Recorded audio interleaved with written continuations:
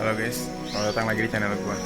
Ya, kali ini gue mau ngasih tips apa aja yang gue lakuin, apa yang gue makan setiap hari, ya kan? Ya, tetap tonton channel ini. See you.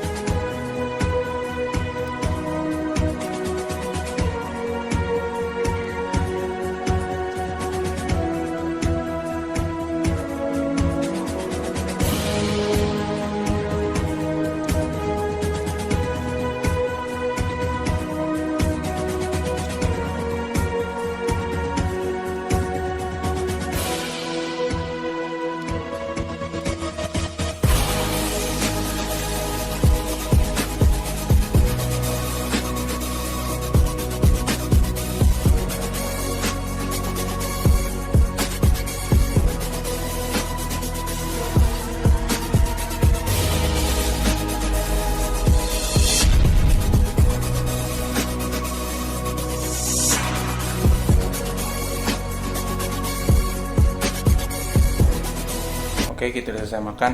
Jadi gue pengen ngasih tahu nih, banyak teman-teman gue yang nanya, apakah gue kuat hanya makan sayur dan tempe, kadang-kadang ikan, itu pun sehari sekali. Ya gue bilang gue kuat. Dan ada yang nanya juga, apa alasannya? Kenapa lu bisa kuat gitu kan? Soalnya biasa dulu makan daging, makan mie, makan nasi, pada dasar makan tepung-tepungan. Tapi udah gue lepas itu semua. Kalau ikan seminggu sekali gue makan. Apa alasannya? Jadi gini, dulu di bulan 5 tanggal 6 tahun 2020, berat badan gue itu udah overload 165 kilo, ya kan? Di bulan 5 tanggal 6 165 kilo. Gue itu makan sembarangan dulu, makan apa aja, dan pada dasarnya gue ini banyakan ngemil, makan malam, habis makan 1 jam tidur. Sesudah itu badan gue ini terasa gimana ya, sehat sih sehat, cuman karena overload itu badan gue jadi tidur, jadi nggak bisa terlentang, harus tengkurap.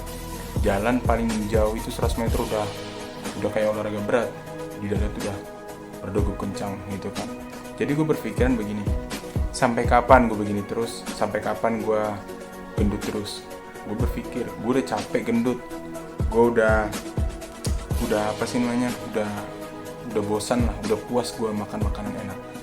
Jadi gue berpikir begini, udahlah, gue putuskan untuk diet. Di saat itu juga gue diet, tapi gue bingung, gue belum mengenal diri gue. Karena apa? Sebelumnya gue juga sering diet, tapi gagal dalam arti udah setengah perjalanan, habis itu ada nasi, ada daging, ini lagi apa sih namanya, tergoda lagi. Dan akhirnya gue putuskan benar mengenal diri gue dulu. Gue harus sadar diri kalau gue ini gendut, sadar diri kalau gue ini udah overload, udah umur 24, mau sampai kapan dulu terus. Kedua, konsisten, ya kan. Dan yang ketiga ini gue berpikir gini, kelahiran dan kematian itu di tangan Tuhan. Kelahiran dan kematian itu di tangan Tuhan. Cuman proses kematiannya itu kita yang menentukan. Kenapa gue bilang proses kematiannya itu kita yang menentukan?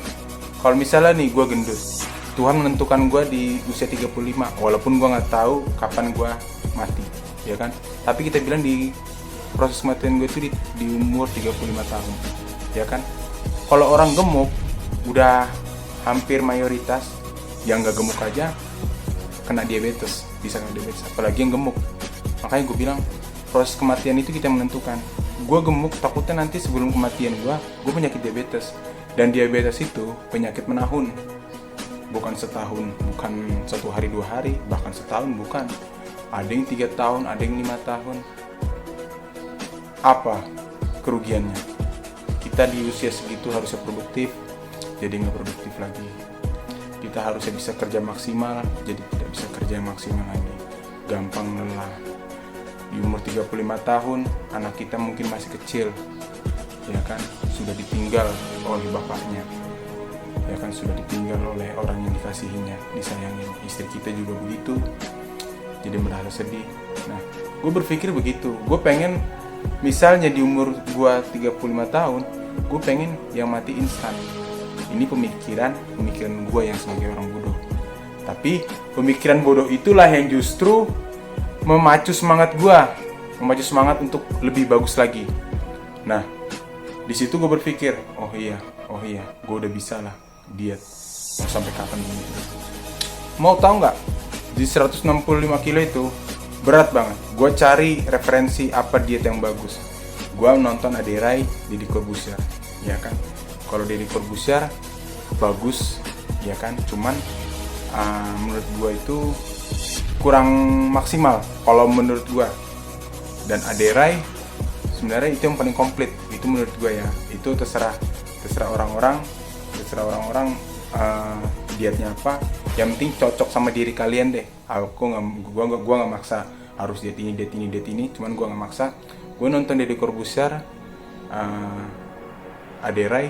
Satu lagi, gua jadi vegan. Gua nonton tuh vegan. Vegan itu apa? Vegan itu nggak makan nasi, nggak makan daging, nggak makan nggak makan ikan, nggak makan daging, dan tidak memakai yang berbentuk hewan-hewani. Telur, susu, semua tidak dimakan, tidak dikonsumsi. Nah, akhirnya gue mencoba menjadi vegan. Gue sayur-sayuran, makan tempe. Nah, dari Deddy Corbuzier gue belajar apa? Belajar OCD. Jadi gue makan jam 10 pagi, sayur-sayuran aja, ditambah wortel, ditambah tempe atau tahu rebus, ya kan. Makan itu secukupnya, kadang juga timun, ya kan, secukupnya. Jam 2 siang gue memakan buah. Itu gue makan buah, kadang pepaya 2 potong, 3 potong. Nah, sudah itu ya berjalan begitu aja. Sore gue olahraganya apa, dari 165 kilo ke 130 kilo itu gue olahraganya apa, gue jalan. Misalnya rumah gue di titik A, ya kan, rumah gue di titik A, gue diantar sama adik gue menuju ke titik B, berjarak 10 km apa 7 km, ya kan. Gue diantar dari titik A ke titik B itu berjarak 10 km, kita bilang 10 km dulu, 10 km, 7 km dah, berjarak dari titik A ke titik B itu berjarak 7 km, ya kan. Gue diantar naik motor, sudah. Dan yang gue pegang itu cuman Rp5.000 atau Rp2.000, ya kan.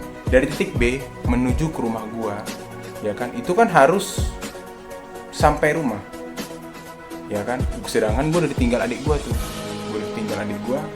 akhirnya gue jalan kaki pakai duit 2.000. Kenapa nggak bawa 10.000? Takutnya gue naik Grab atau bukan masalah naik Grab deh, gue takutnya naik angkutan umum, ya kan. Gue nggak bawa HP, ya kan, gue takutnya naik angkutan umum 10.000. Akhirnya gue cuma bawa Rp2.000. Buat beli apa? Buat beli aqua.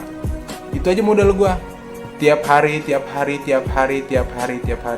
Mau tahu nggak? Dari jalan kaki aja dan mengikuti diet itu, gue itu sudah berkurang 2 bulan itu hampir 25 kilo lebih, bahkan hampir 26 kilo 2 bulan, 26 kilo.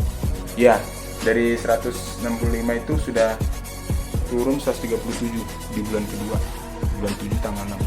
Itu gue lakukan terus. Nah, dari situ terus, ya kan, dari situ gue berjalan sampai di berat badan 130 kilo. Berat badan 130 kilo, sudah senang dalam arti gini. Dulu ukuran celana gue itu 50 ya. Ukuran celana 50 celana jeans, ya kan. Sekarang mau tau nggak, 38. Ini mau ke 36.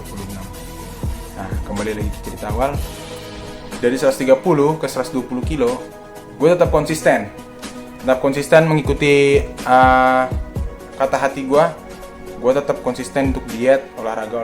Cuman olahraganya gue naikin, karena makin turun ke sini berat badan kita jadi makin susah turun, ya kan. Makin kesini berat badan kita jadi makin susah turun. Akhirnya gue lari sama jalan, lari santai. Jadi lari 50 meter jalan 200 meter, lari 50 meter, jalan 200 meter. Tujuannya untuk apa? Kenapa gua nggak rekomendasi lo langsung lari dari 165 kilo itu? Kenapa? Karena badan ini, yang mengerti badan ini hanya kita sendiri, ya kan? Bukan karena malas-malasan ya, malas berlari ya. Cuman kita tahu badan kita ini. Yang penting rutinitas, setiap hari kita lakukan. Percuma kita berlari, bisa berlari, bisa berlari, cuman takutnya besok sakit. Ya kita nggak mau dong sakit, ya kan? Nah sudah, ya kita jalan aja, kita kenali diri kita atur pernapasan kita, dari 130 kilo ke 120 kilo, badan sudah bisa agak longgar pernapasannya, akhirnya berlari santai. Dari 120 kilo ke 100 kilo itu gue berlari berlari santai, naik sepeda, dan jalan kaki cepat.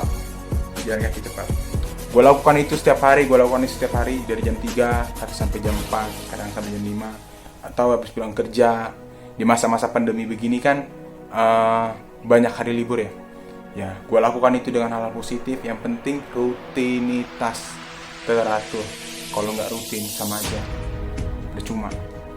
Nah, dari 100 kilo sampai sekarang, gue puji Tuhan sudah bisa berlari santai, bisa konstan, bisa 5 kilo, 7 kilo sekali lari, ya kan? Walaupun itu masih jalan lari santainya itu tergolong lambat ya. Sekilo itu 8 menit. Kalau lari santai yang cepat itu kan agak cepat, sekilo 5 menit. Cuman ya nggak apa-apa, nikmatin diri sendiri aja, karena yang mengerti badan ini kita sendiri. Pada dasarnya kesadaran diri sendiri. Kalau ditanya, apakah lemas pas menjalankan itu? Ya jelas lemas. Jadi 2 minggu pertama gue melakukan diet itu, badan gue ini sempat lemas, drop, bener-bener drop. Cuman gue nggak berpikir, udahlah badan ini nggak kuat, nggak berpikir seperti itu. Gue berpikir harus bisa. Gue berpatokan sama siapa? Sama Arya. Dan gue harus lebih baik lagi. Arya ada pendampingnya, kalau gue nggak ada kesadaran diri gue sendiri. Mau sampai kapan gue begitu terus, ya kan? Akhirnya gue bener-bener memotivasi diri gue sendiri. Sakit pun gue tetap jalan, sampai keringat dingin, sampai apa. Tapi apa? Setelah 2 minggu pertama itu sakit selama 4 harian, habis itu sembuh. Gue berpikir begini, oh ternyata dari penyakit itu badan itu mulai beradaptasi, badan itu mulai membangun proteksi diri sendiri, jadi biar lebih kuat. Dari situ gue makin mengenal diri gue. Jadi pada dasarnya konsisten, teratur, sadar diri, konsisten, ya kan. Habis itu ya pola makan semua harus dijaga. Seberapapun berat badan kamu, bukan yang nggak mustahil untuk diturunkan.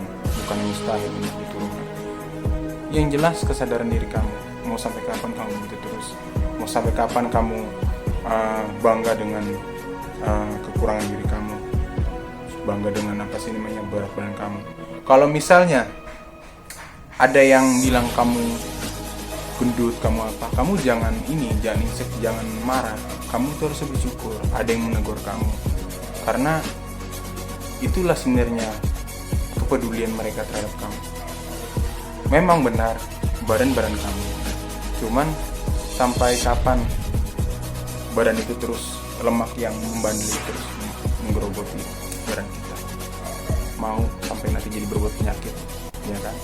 Habis itu yang lebih penting lagi, ini saran gue ya, kalau Anda mau kurus, Anda kasih tahu ke orang-orang, wih gue mau kurus, gue mau diet. Kasih tahu ke mereka. Kenapa?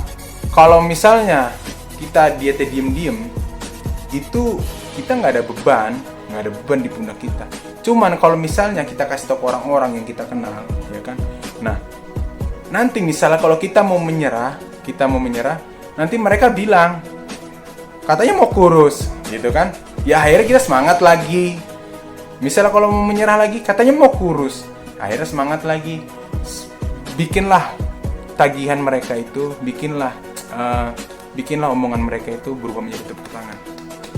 Ya kan, bukannya nggak bisa, memang tidak mudah, tapi bukannya tidak bisa. Ya kan, buatlah omongan-omongan mereka yang mencaci kamu, ya kan, yang menagih kamu, katanya mau kurus, jadi sebuah kata-kata, wih salut.